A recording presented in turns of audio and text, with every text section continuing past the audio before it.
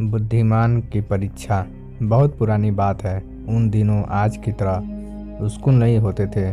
गुरुकुल शिक्षा प्रणाली थी और छात्र गुरुकुल में ही रह कर पढ़ते थे। उन्हीं दिनों की बात है। एक विद्वान पंडित है, उनका नाम था देव पांडे।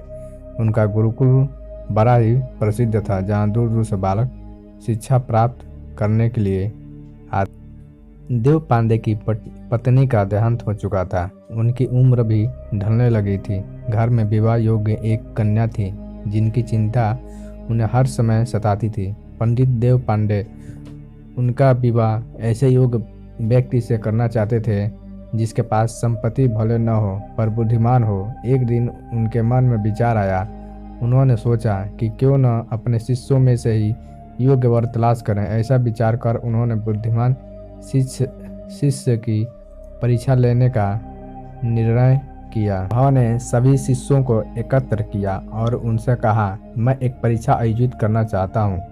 इसका उद्देश्य यह जानना है कि कौन सबसे बुद्धिमान है। मेरी पुत्री विवाह योग्य हो गई है और मुझे उसके विवाह की चिंता है, लेकिन मेरे पास पर्याप्त धन नहीं है।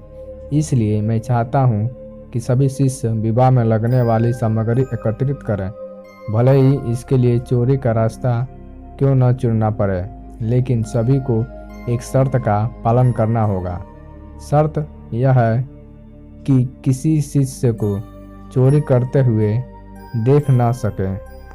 अगले दिन से सभी शिष्य अपने अपने काम में जुट गए। हर दिन कोई न कोई शिष्य अलग अलग तरह की वस्तुएं चुरा कर ला रहा था और गुरुजी को दे रहा था। देव पांडे उन वस्तुओं को सुरक्षित स्थान पर रखते जा रहे थे, क्योंकि परीक्षा के बाद उन्हें सभी वस्तुएं उनके मालिक को वापस करनी थी।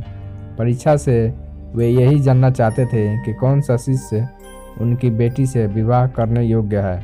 सभी शिष्य अपने अपने दिमाग से कार्य कर रहे थे, लेकिन उनमें से एक छात्र रामास्वामी, जो गुरुकुल का सबसे होनहार छात्र था, चुपचाप एक वृक्ष के नीचे बैठा कुछ सोच रहा था। उसने सोच में बैठकर देव पांडे ने कारण पूछा। रामास्वामी ने बताया, अपने परीक्षा की शर्त के रूप में कहा था कि चोरी करते समय कोई देख न सके, लेकिन जब हम चोरी करते हैं तब हमारी अंतरात्मा तो सब देखती है। हम खुद से यह उसे छिपा नहीं सकते। इसका अर्थ यही हुआ न कि चोरी करना व्यर्थ है। उसकी बात सुनकर देव पांडे का चेहरा प्रसन्नता से खिल उठा। उन्होंने उसी समय सभी शिष्यों को एकत्र किया और उनसे पूछा, आप सबने चोरी की, क्या किसी ने देखा? सभी ने इनकार में सिर हिलाया।